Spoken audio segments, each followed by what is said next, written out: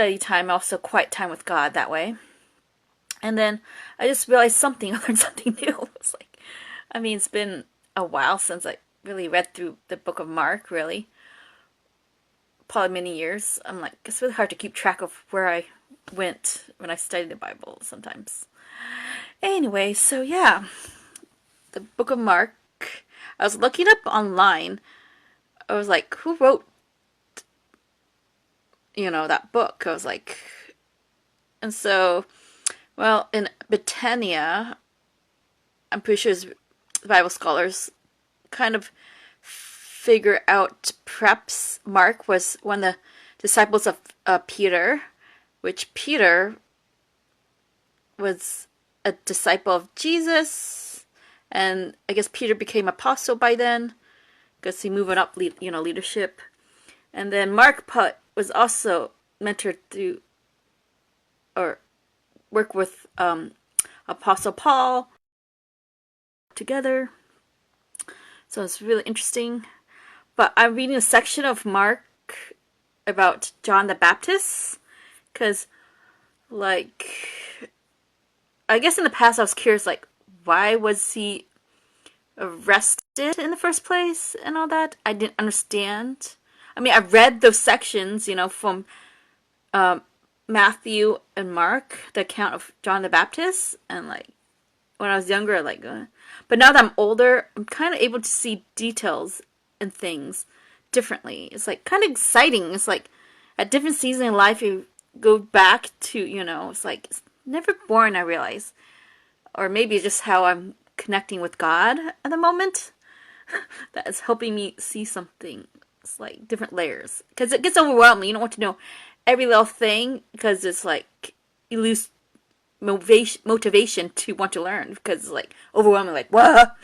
So it's like nice to focus on something each time you study, a book in the Bible, or maybe scripture, or even meditate on God's word or something. You just have to keep it and pray to God to help you focus on that thing. And then over time, you revisit that same section of the Bible.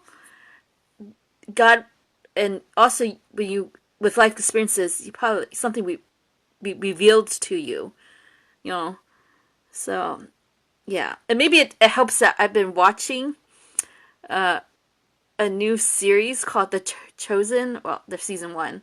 I haven't finished yet because I kind of don't want to binge watch everything so fast because I like to take time and take breaths, But also, it's really giving me like, oh, I need to get back to the Gospels. So, I figured out that I did a little quick internet research about that. So, when I finish the book of Mark, I think I'm going to go read Luke. After Luke, read Matthew.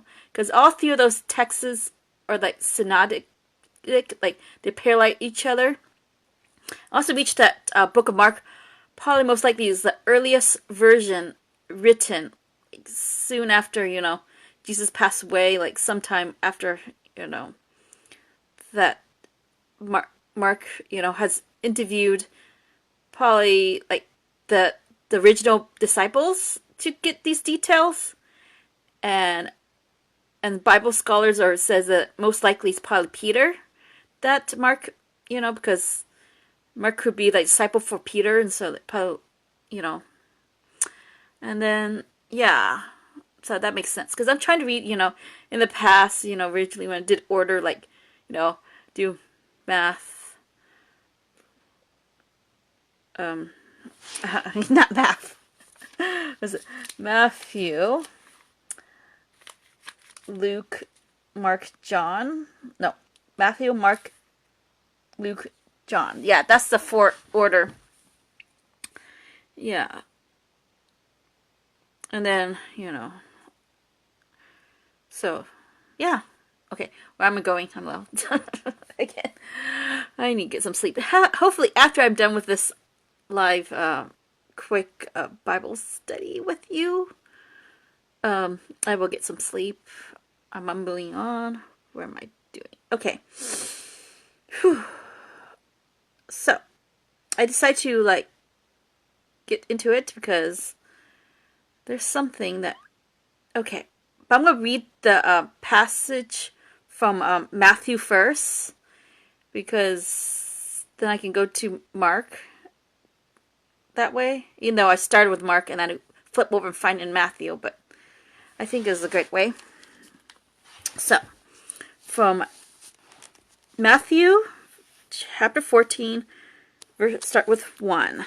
And let's start reading.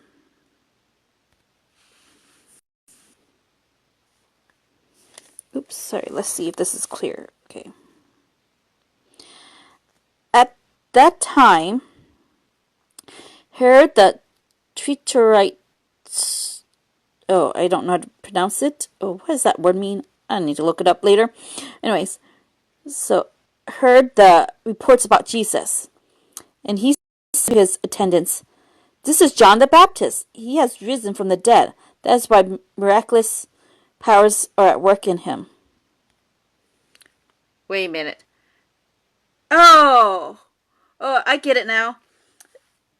Okay, already John the Baptist has passed away because Herod had John the Baptist beheaded. And when he heard about Jesus, the herald, has John the Baptist came back from the dead? Some kind of miraculous powers? What happened? And now we're going to go to what happened in the past. So they started the present moment at that time. Well, this is way after the fact, but Matthew is putting at the moment of Herod, hearing about Jesus, and then somehow John the Baptist, and then now we can go to Herod's past and find out what happened. Let's continue on.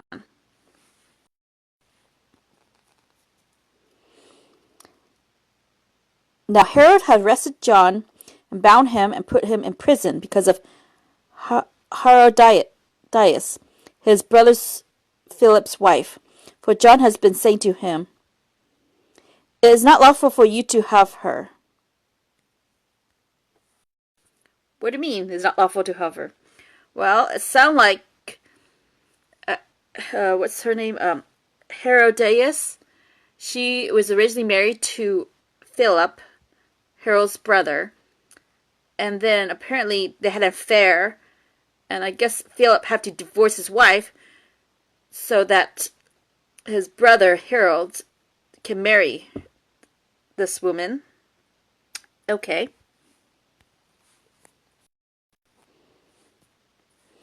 Herod wanted to kill John, but he was afraid of the people because they considered him a prophet.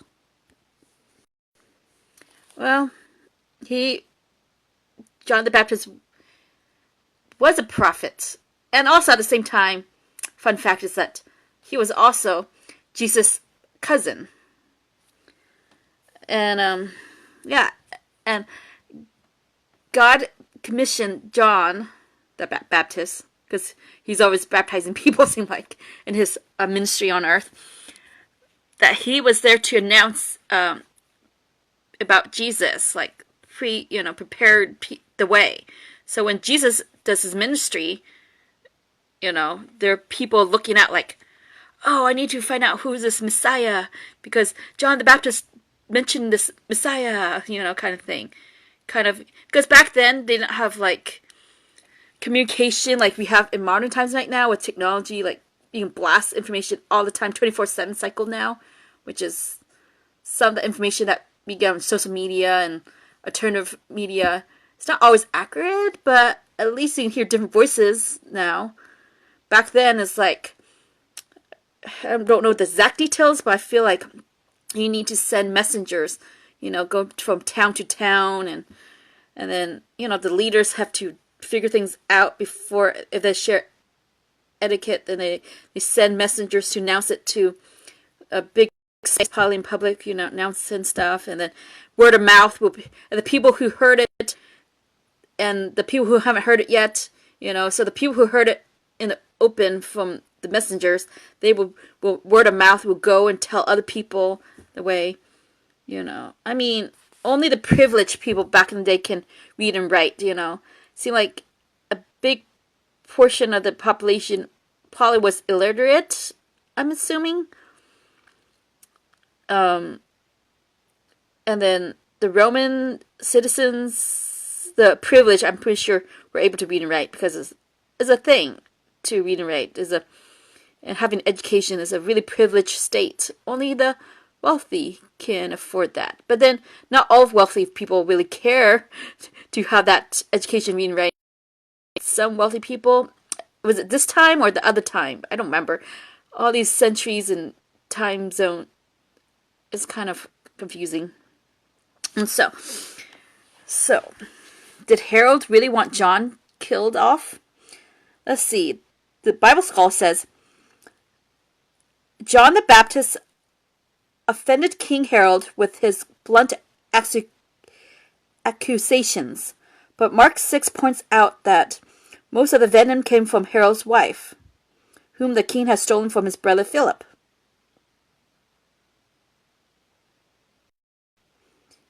So yeah, we'll get to that section of Mark.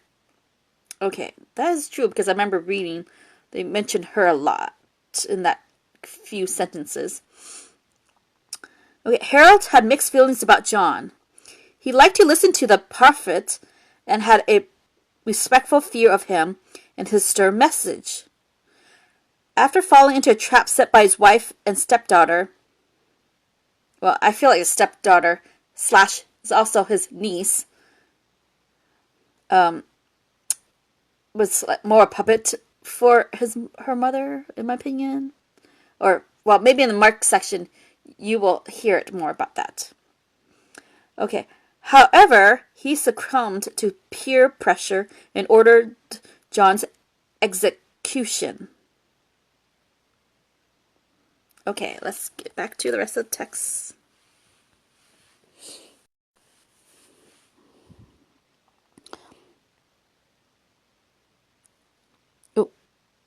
On Harold's birthday, the daughter of Herodias danced for them and pleased Harold so much that he promised with an oath to give her whatever she wanted. Prompted by her mother, she said, "Give me here on a platter the head of John the Baptist." Oh, prompted by her mother. So it's definitely her mother's behind that. She's the stepdaughter / niece of Harold, is a puppet, really, following her mother's orders. Well, on the positive front, at least she honored her mother.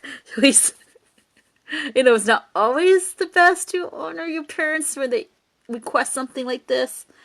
But I'm trying to be positive at least, because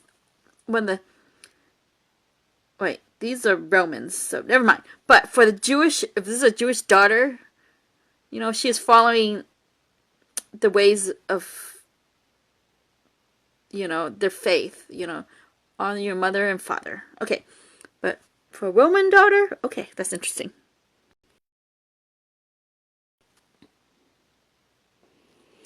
Okay, the king was distressed, but because of his oath and his dinner guests, he ordered that her request be granted, and John beheaded in the prison. His head was brought in on a platter and given to the girl, who carried it to her mother. John's disciples came and took his body and buried it. Then they went and told Jesus.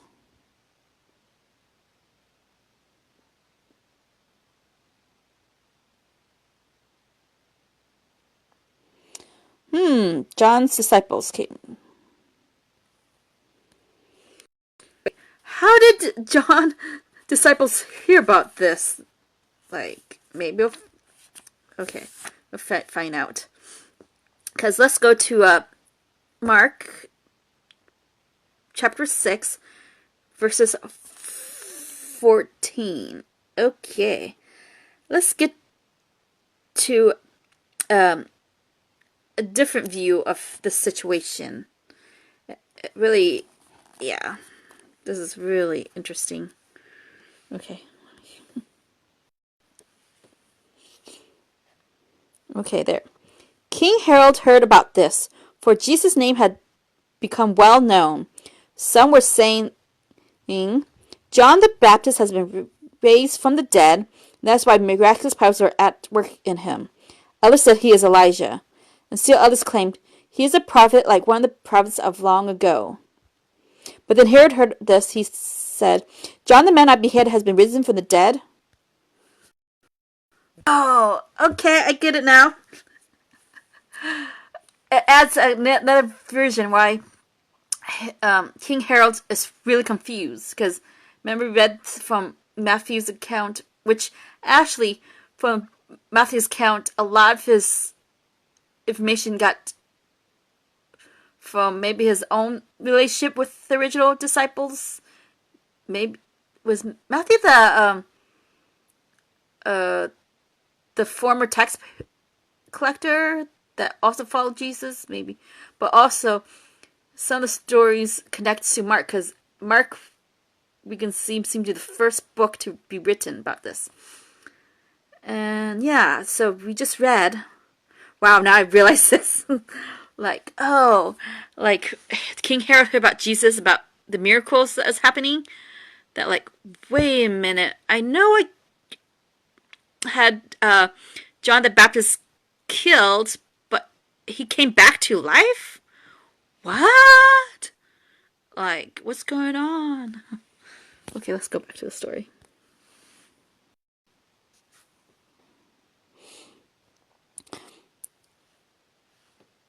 For Harold himself hath given orders. Sorry, it's like. For Herod himself had given orders to have John arrested, and he had him bound and put in prison. He did this because of Herodias, his brother Philip's wife, whom he had married. It's kind of weird phrasing of it. Like, should be his brother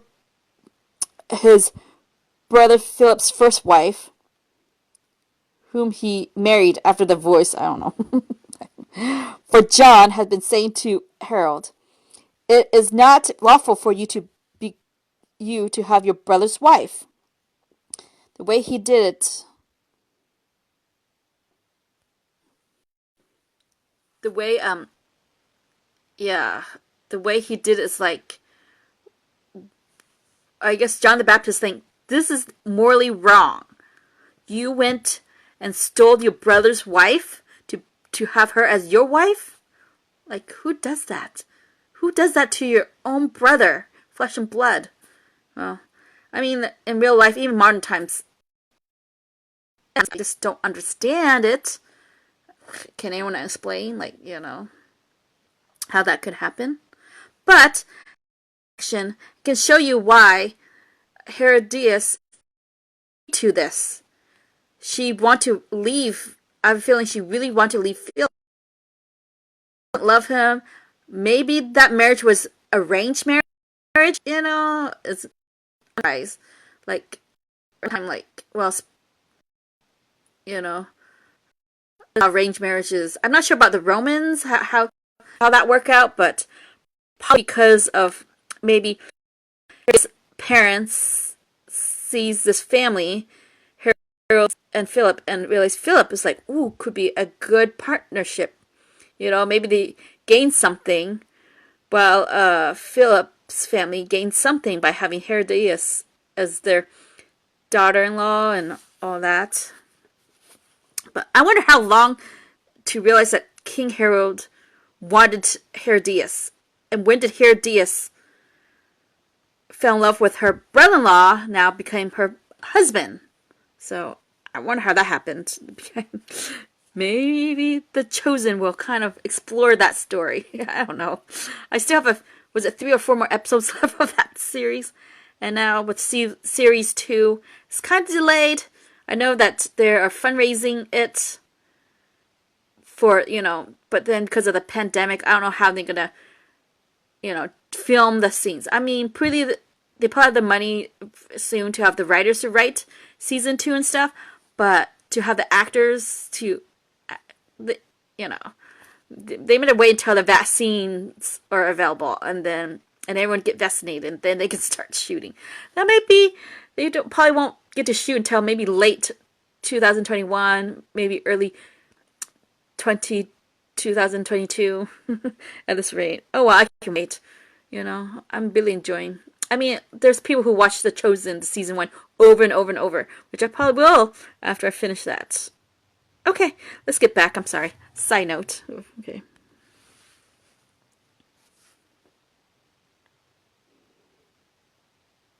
So Herodias nursed a grudge against John and wanted to kill him. Yep, she is a person who really started that. And she confused her second husband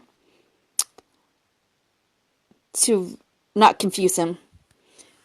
I mean, yes, King Harold did not like to be corrected about his behavior, but at the same time, he still enjoyed listening to John the Baptist. So weird. But I guess it makes sense because he respected John the Baptist in a way. Because, like, oh, there's some, but don't correct my behavior or misbehavior or whatever, But Herodias is the one who's like, why, like, I'm so happy with my second husband. I love him and all that stuff or something. Okay. And apparently, her daughter, with whom she had no name, because they didn't write the details of, her daughter has not important, but I'm so amazed that she's willing to be open, like, okay, so my divorced my dad, and now my mom is married to my uncle, who's also my stepfather now. Like, okay, I wonder how she's feeling. This young lady is feeling about this. But anyways, it's not important. The main goal is like about John the Baptist, his end of days, what happened. I mean, before I go back to the text, I was like, why did God permit John the Baptist, to pass away in a horrible, horrible way? It's like, oh, like I remember thinking younger, like, that's not fair. And then, but now that I'm older, like, perhaps John the Baptist ministry has ended. This is that horrible way to do that. I'm hoping that dear John was not in pain when he passed away. I hope it went quickly, that, yeah. And I wonder how Jesus felt when he heard that his cousin passed away in the horrible, horrible way. Huh. I don't know if I'm going to get a count to that or revisit that later and figure that out. I don't know. Okay.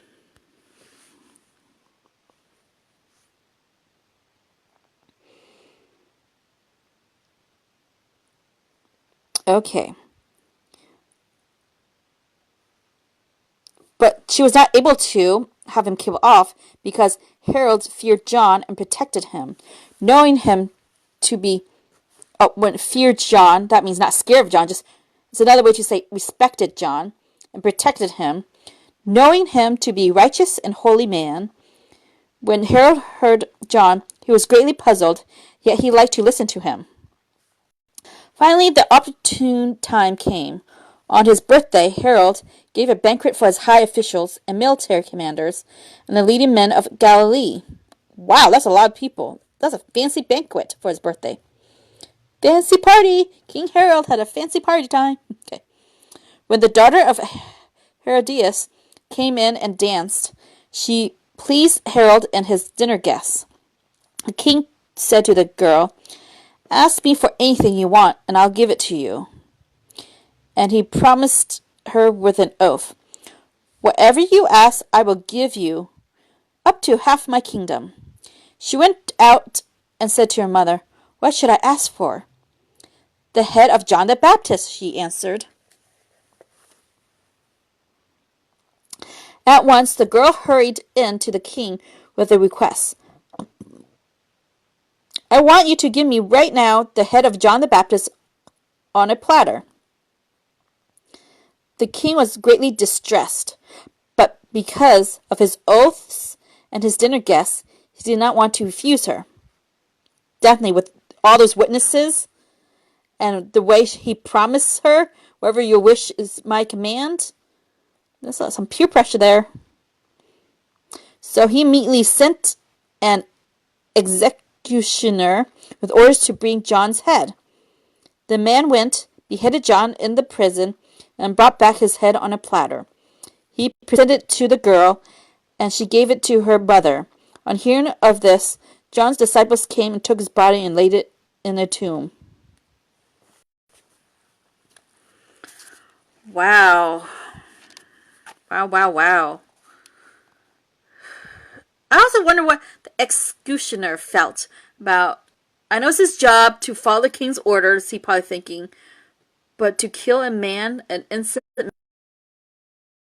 like, he must be like, this man who did that job must be not, he must have locked up his emotions and feelings and thoughts somewhere else and just become like a robot to able to do that.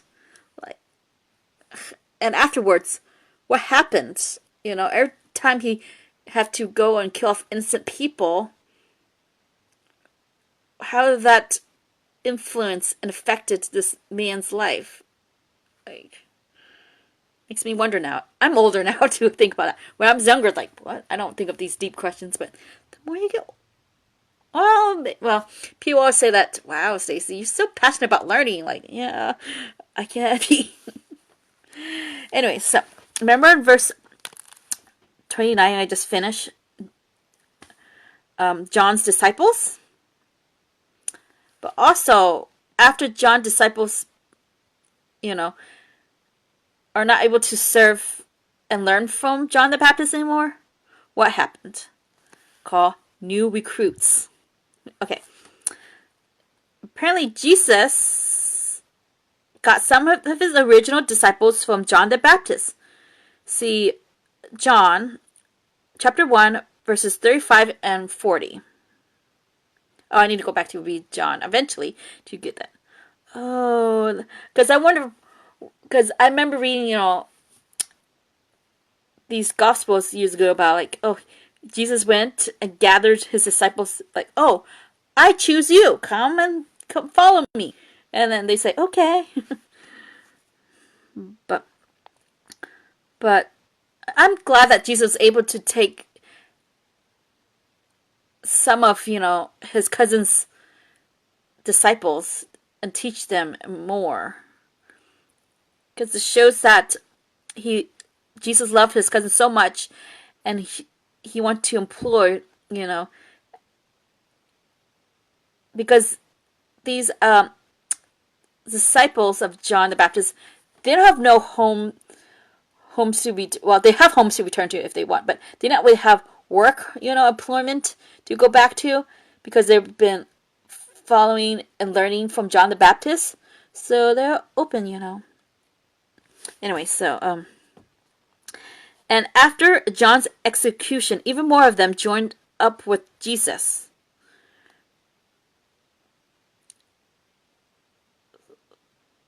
So, okay.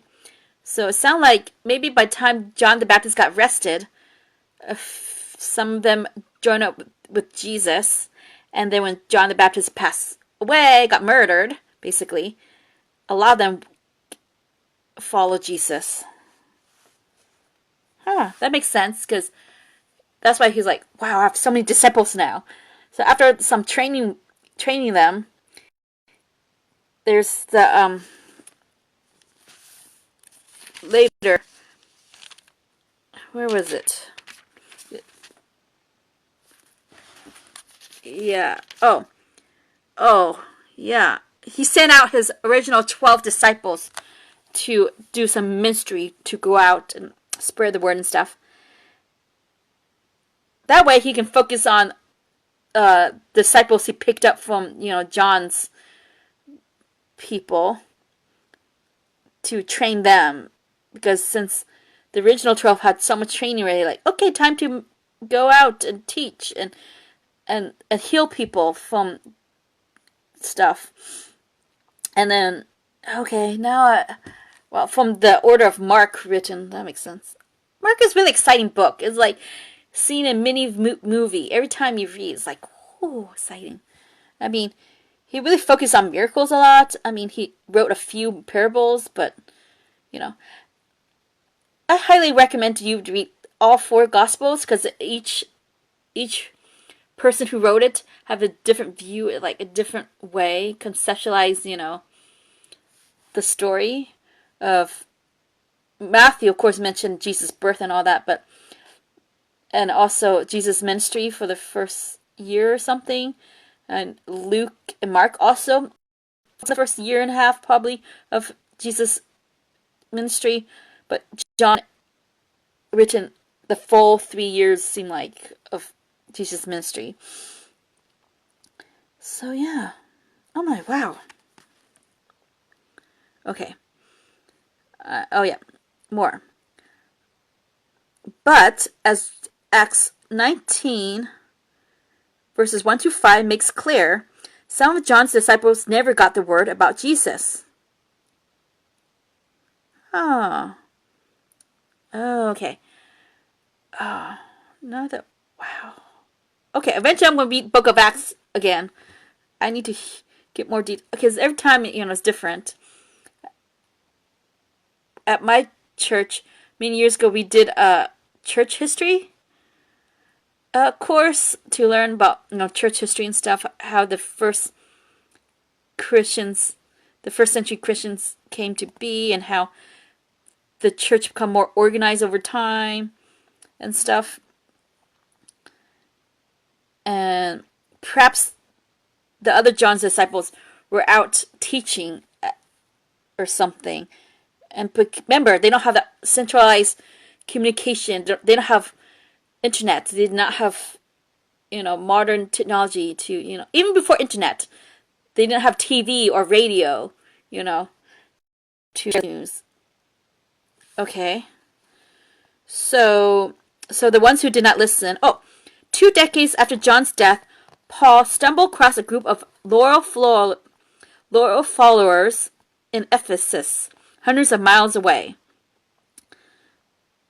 So, 2 decades, 20 years later, after John the Baptist's death, Paul discovered a group of loyal followers of his and former disciples of John the Baptist, hundreds of miles away in Ephesus.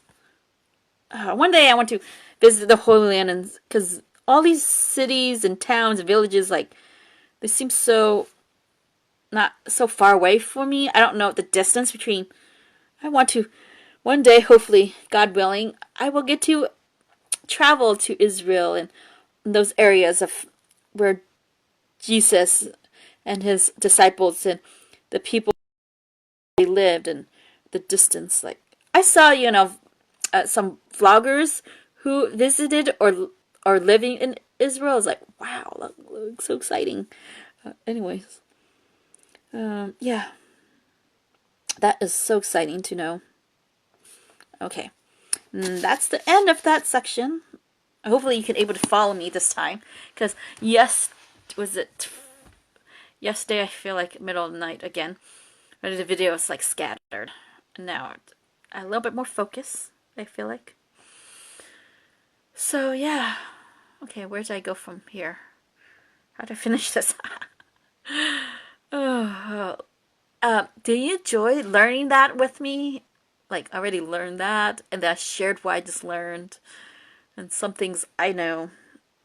It's like, wow. And I'm also more excited to get into the word more, because I recently joined 2, Bible study groups. Well, through